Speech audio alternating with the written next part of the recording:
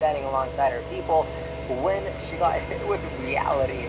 Instead, these protesters are literally telling her to quit her job, maybe because she's so fake. And to be honest, are they wrong? You tell me. So welcome back to the Adam C. Moreno Show, and if you like having conversations like this, please like and please subscribe. We're getting closer and closer to reaching 90,000 subscribers, and I couldn't be more excited. But let's dive into today's story. Starting here, Representative Ilhan Omar shows up in Minneapolis with left-wing protesters outside of an ICE facility, and of course, someone hands her a microphone. You all have refused to back down. You all have decided that this resistance is not one that can be intimidated. We are showing the nation that regardless of what the tyrant in the White House believes, we know that we are here to stay and this is our country. We are going to make a life here and we are going to stand up for our neighbors here in Minneapolis. As many of you know, they came to terrorize, abduct, and deport Somali immigrants here in Minnesota. When they couldn't find any, because majority of us are legal residents and citizens, they decided to terrorize our Latino immigrants. What's crazy to me is how the left has completely diluted countless words.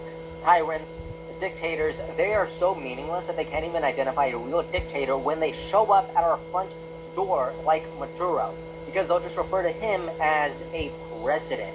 Oh, we kidnapped another country's president. Like, what are you talking about? Are you so delusional? I also think this might be the first time that Ilhan Omar has referred to America as her country. Look at this. There are countless videos like this, by the way, but this is just an example. Yeah, because Ilhan Omar does this all the time. She just has a history of deprioritizing the American people that it slips in her language. The good news is that the American people are getting sick of it, which is exactly why protesters today were just roasting Ilhan Omar's best friends right in front of her face. Watch as she doesn't even know how to react to all this criticism. Walls, girls, and balls! Walls, girls, and balls! Walls, girls, and balls! El pueblo presente! El pueblo presente! He was taken by ICE just the other day! Somebody say shame! They murdered when they ignored calls from people who really need them! And when they assist ICE! Look at this. This is the face of a pure panic. They're like, what am I supposed to do here? I don't necessarily agree with this. They are literally making fun of all of your besties, and she doesn't know what to do. She's just so paralyzed. It is wild. So to Jacob Fry, we say fuck you! You are not doing enough! Words are not enough! We need action now! Same goes to Tim Walz! You think it's gonna help anybody bringing the National Guard to Minnesota? She is literally scratching her head, saying, I don't know, guys. I don't know about this one. Yikes. The National Guard to Minnesota? No! Stop the war on the people! Okay, but that's not all, because another ridiculous moment is when Ilhan Omar is in the middle of a standoff with ICE when she kind of breaks, and then someone tells her that she needs to quit her job. Look at this. I'm just shutting down the audio for a little bit, but it is completely silent when an officer goes up to get Ilhan.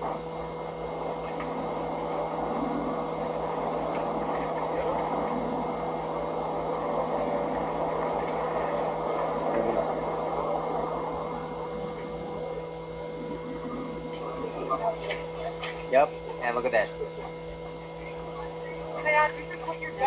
Boom, right there. The officer got his orders and went to grab Ilhan, and Ilhan just went. And as soon as she did, someone tells her, directly to quit her job. I'm going to play it back just a little bit. Man, you should quit your job. You should quit your job. You guys stay. Boom. Right there. Ma'am, you should quit your job. And it is just ridiculous because of course this is all performative in the same way that we've always seen theatrics in politics. She wants to stand with the people whenever the cameras are on, but as soon as she wants some protection, she will gladly stand alongside the police. What are we doing here? It is just so shocking. Another conversation that I really wanted us to have was last night I saw something incredibly shocking from AOC. At first, when I saw this, I could have sworn that it was AI, it was parody, but no. AOC says, hey, so marching into a predominantly Jewish neighborhood and leading with a chant saying we support Hamas is a disgusting and anti-Semitic thing to do. Pretty basic. I promise you, whenever I read this, I was like, wait a second. I feel like there's a lot of critical thinking skills happening right here in this post. There's no way this was from our Congresswoman Alexandra Ocasio-Cortez. But no, this is her official account with almost 13 million followers. And of course, so many people are scratching their heads here because the left has unapologetically aligned themselves with those who are engaged in anti-Semitism. Scott Presser, for example, he says the Democratic Party is just another wing of Hamas. These are your people. Own it. What are you doing? Right? Laura Loomer also said the quiet part out loud. She says, LMAO, she wants to run for president. She got the memo. Let me know if you agree with that. Stephanie Tyler also says, you are such a joke. Alright, I should give that a thumbs up real quick. The Bentist, this guy has over 25 million followers. He makes a bunch of oral healthcare content, and I actually love it. I'm very big on oral healthcare, I don't know if you can tell. But he has this gift saying, there it is, which is 100%, like, where is your backbone? By the way, she is not alone. Governor Pritzker also started the day off with saying, Shabbat Shalom, Illinois, right? And it is just so strange because many people within the top Democratic leadership are all doing the same thing. Clemenstein says, guys, something is happening. All of the pro-Islam Democrats are all of a sudden in unison posting pro-Judaism and anti-Hamas posts after their followers have been screaming free Palestine all day, every day for years. They are getting in front of something, and I cannot echo this more. So obviously this has fueled a lot of suspicion in the air. Just look at all these posts again, from A.G. James in New York to Chuck Schumer to John Mandani to Governor Kathy Hochul, like Jackie Rosen, like the list goes on and on.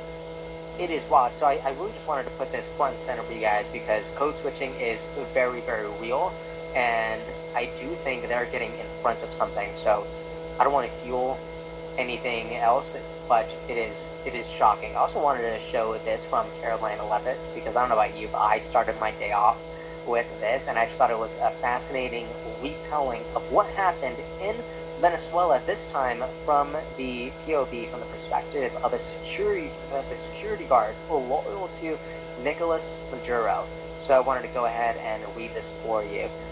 Check this out, starting with security guard. On the day of the operation, we didn't hear anything coming. We were on guard, but all of a sudden our radar systems shut down without any explanation.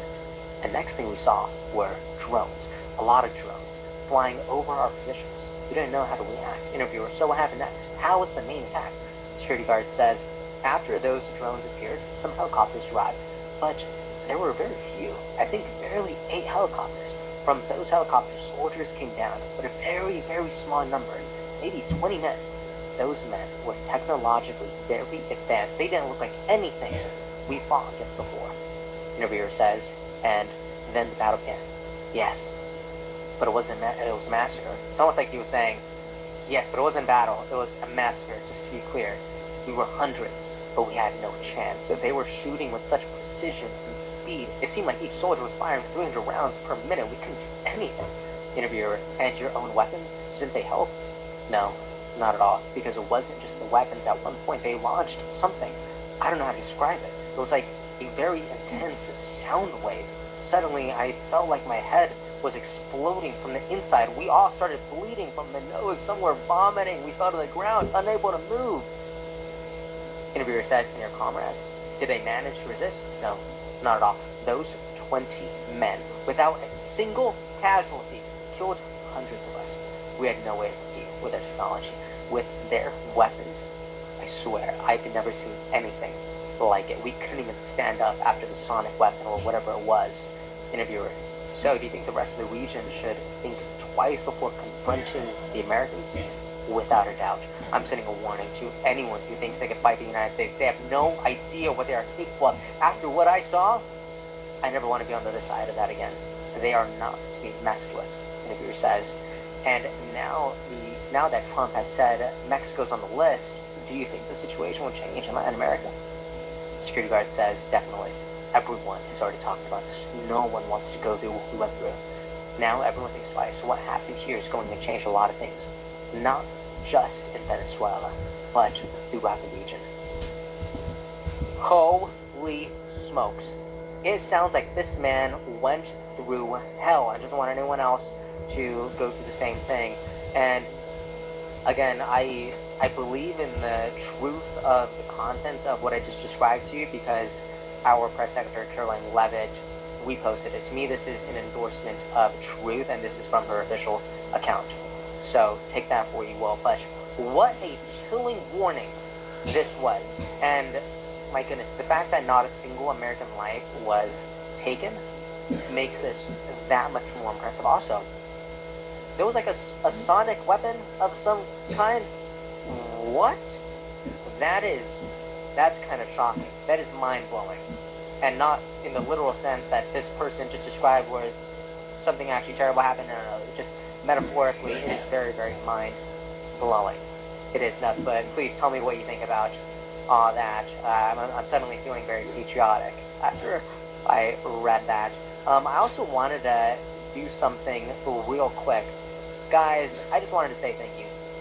Thank you so much to the people who are supporting independent media, helping press this message forward, helping to press this future forward, continuing to elevate these conversations. You are all just so amazing. Connie, Ed, Laura, Arnold, everyone here just really helps to build out the show. These are people who are subscribed to the newsletter at a paid level. These are members of the channel as well.